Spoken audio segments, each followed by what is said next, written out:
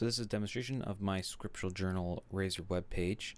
So this is my home page here, and as you can see, I have my different links to the different pages up top. So I'm going to click on scriptures, which demonstrates the list of all the different scriptures I have saved. And you notice that I can hit this expand button, which actually shows the text. Otherwise, they are aligned as a normal list here. So I have my three different options. My edit, details, and delete for each scripture.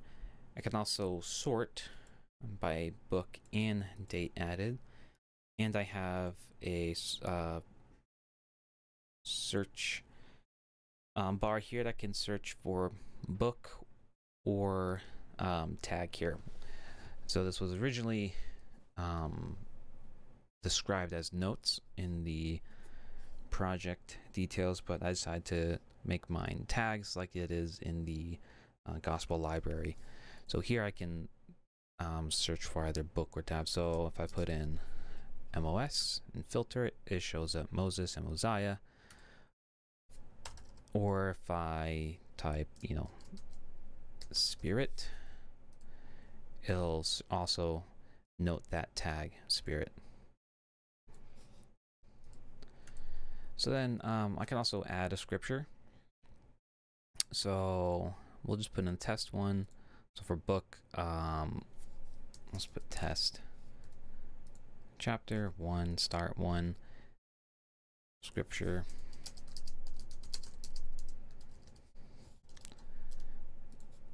And let's put test, and if I create it, you can go back and see that that was added. And you also note that the end verse is optional, so it's not required to create our scriptures in case there is no end verse. So if I want to edit a scripture, I can go back to the edit page and change anything I want. It acts just like a create page by taking in all of that information and then overriding the scripture object. So I can just go ahead and save that, and it makes note of our changes. If I click on the details, it shows all the information related to the scripture. And even if I click on one without an end verse, you notice it doesn't show the end verse there. It only shows the start verse. Then lastly, I can go back and delete a scripture. So in this case, I'm going to delete my test one. And here we get the prompt. Are you sure you want to delete the scripture? I'll click OK, and it's gone. And that's my scripture journal webpage.